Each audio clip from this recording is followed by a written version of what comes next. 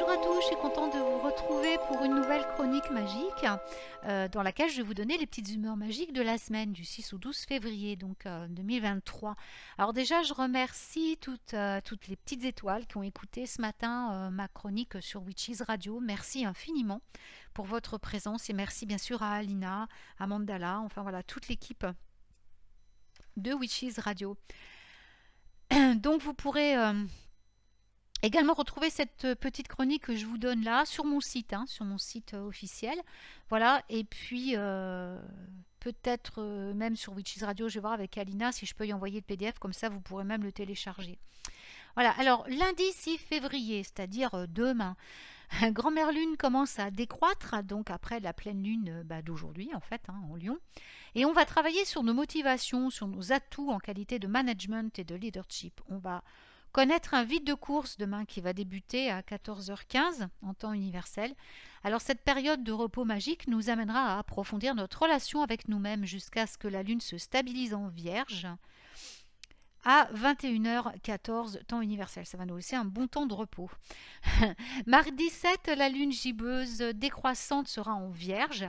Il y a une déesse qui souhaite travailler avec vous en ce moment. Alors, je ne sais pas si vous l'avez entendu chuchoter dans le vent.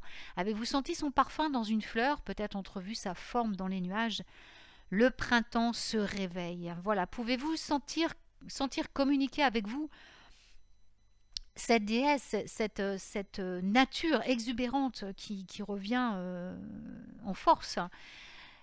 Elle vous appelle, elle est dans l'énergie de la lune, la beauté des coquillages, le placement divin de chaque pétale sur chaque fleur. C'est l'odeur de la pluie dans la forêt, le fracas des vagues sur la plage. Entendez-vous tout cela vous appeler? C'est l'énergie sauvage des chevaux qui galopent à travers les champs, le vent dans vos cheveux, l'énergie qui vous fait sentir libre, quand vous le permettez. Alors aujourd'hui, enfin plutôt mardi, ouvrez-lui les bras, passionnément.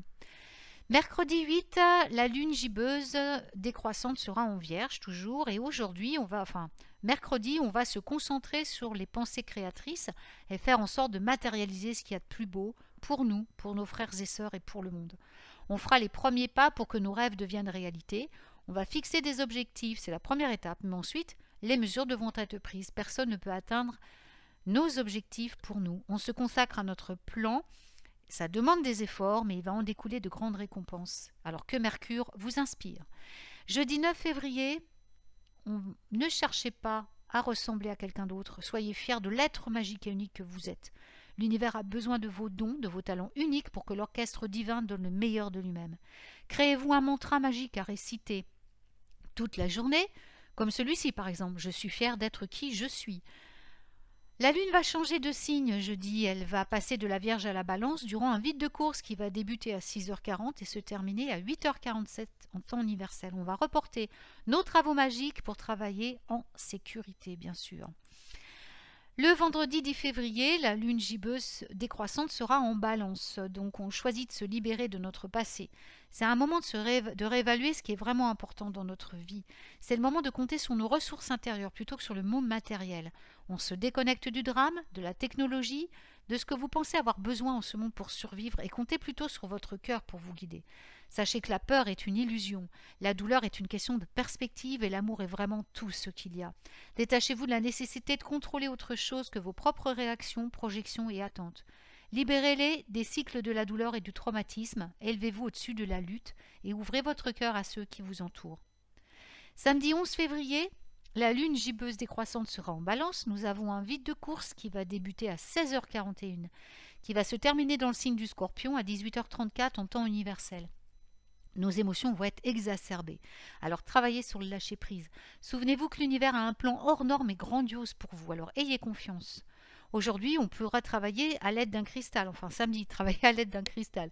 Un quartz rose pourrait nous aider à être doux envers nous-mêmes et par conséquent, avec davantage d'amour, viendra davantage de bénédiction et de libération. Enfin, dimanche 12 février, la lune gibbeuse décroissante sera toujours en Scorpion. On va se détendre, on fait de la place pour le calme et pour la sérénité. Comme je l'ai conseillé sur la touche de magie récemment, on peut apprécier de se connecter à un site qui nous aide en ce sens. Sur le site calme.fr, .com.fr, vous trouverez des méditations, de la musique, des images, tout ce qu'il faut pour apprécier la douceur de la vie et la magie du moment présent. Nous allons apporter une touche de bonheur à notre journée en ajoutant du miel dans notre cuisine, et ça le plus souvent possible. Dans le café, le thé, les biscuits maison, dans des plats. Allez-y, à chaque cuillère, insufflez votre intention en visualisant le bonheur envahir votre maison. Vous pouvez prononcer une phrase comme « Par le pouvoir du miel et celui de l'abeille, le bonheur remplit ma maison et ma joie est sans pareil ». Improvisez, soyez créatifs, allumez une bougie, de l'encens.